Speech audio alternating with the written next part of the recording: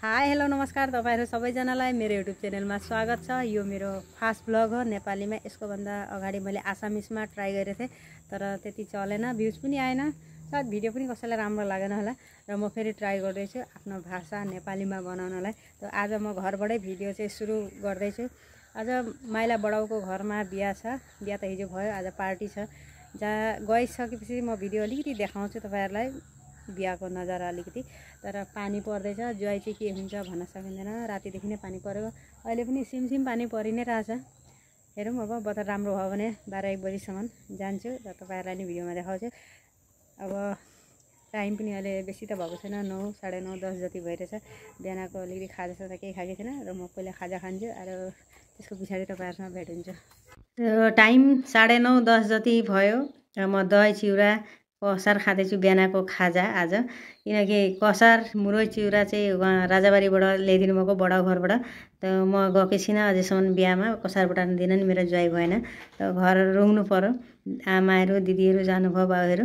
अनि दही चाहिँ स्पेसियली मरानबाट दिदीले पठाइदियो कि जन्तीको हातमा। हिजो जन्ती गएका थिए, आज बिहा घरमा आज पार्टी छ। त पानी पनि परिरहेछ, यस्तो बतरमा जान नि मन लाग्दैन। अनि बतर राम्रो भएछ 12-1 बजीसम्म त जान्छु भनेर सोच्दैछु। गइहाल्यो भने तपाईहरुलाई बिहा घरको नै भिडियो अलिकति देखाउँछु। यो कसार देखिहाल्नु भयो। कसार त थाहा नै छ सबैलाई, 2 दिन भयो भने कसार टोक्न कति टान हुन्छ भने। एक खेपमा टोकिँदैन र मलाई 2 खेप लाग्यो टोक्नलाई, त्यति टान भएको थियो। र पनि बिहाको इन्जोय चाहिँ म घरमै बसेर गरिरहेछु। यो चाहिँ म पेडा खाँदैछु, बोकाखाटको पेडा हो। फुपूका छोराहरू आउनुभएछ, दादाहरूले ल्याउनु भएको हो। बिहा घरमा नि आउनुभएको थियो र हाम्रो घरमा नि आउनुभएको थियो। दादाहरू नि भर्खरै निस्केर जानुभयो, चासा खाइबोइ गरेर। अब म थालबटुका थन्काउनु पर्यो। यता आमा दिदी पनि निस्किनु हुँदैछ। यता दिदी आमा बिहामा जान निस्किनु हुँदैछ। आमा त निस्किनु भयो, दिदी ठिक पर्दैछ। अब यता लङ्काबाट फेरि भिनाजुले भिडियो कल गर्नुभयो। भिनाजुसँग एकछिन बात गऱ्यौँ। बिहामा चाहिँ म नजानै पर्यो, बतर साह्रै नै बिग्रियो, त्यही भएर। बडाउ घरमा बिहा छ, म जान्छु भनेर सोचेको थिएँ तर पानी पर्दैछ र जान्न। अनि दिदी जान निस्कि। कस्तो देखिन्छ दिदीलाई कमेन्टमा गएर भनिदिनु। राम्रै त साह्रै छुइनँ, राम्रै हुनु पर्दैन, राम्रै नभए पनि अब गुण राम्रो हुनुपर्छ मान्छेको, होइन? अनुहार खान दिँदैन, राम्रोले खान दिँदैन। बजार राम्रो थियो भने जाने थिएँ। भाउजू सबै बिहा खान निस्केका। अब आज अब उहाँ गएर ल्याइयो, अब खानु त बेहुली छैन, सबै घरमा रेडी। बाउले बेहुली देख्नु भएको रहेनछ, आज उठाएर ल्याउँछु।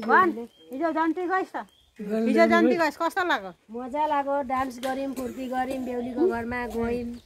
जन्ती जानको त बेलुकै एउटा इन्ट्रेस्ट छैन, मजा लाग्छ होइन? बेलुकै एउटा मजा लाग्छ जन्ती जाने त, एउटा फुर्ती लाग्छ, मजा। अनि किन अस्ति नै चाहिँ एकदम जान्न यत्रो टाढा बमी आउँछ भने? बमी त जाँदा फेरि जन्ती गइस् त, सोल्टिनी पटाएर आइस् कि होइन? जाँदा फेरि त आलस तालस भएर गयो नि, कि त्यतिखेर त त्यसलाई छेउमा भेट्यो कि के गर्ने। मरान गएको, हिजो जन्ती गएको, अहिले घरबाट सुतेर उठ्दैछु, होइन? हालत खराब भइरहेछ, यसको अनुहार एकबार हेरिदिनु। यो चाहिँ बिहामा जान निस्कि, ठिक परेर आए। दोकान अगाडिपट्टि उभिएर नाचिरहेछ, यसरी नाच्छु भनेर देखाउँदै नाचिरहेछ। यो बुनु चाहिँ हाम्रो घर छेउकी दाजुकी छोरी हो। कति राम्री छ देख्न पनि, काम गरिरहेको छ, चुप लागेर काम गरेको पनि थाहा पाइँदैन। रिस चाहिँ उठाउनु हुँदैन, फेरि मार्छ रिस उठाउ भने।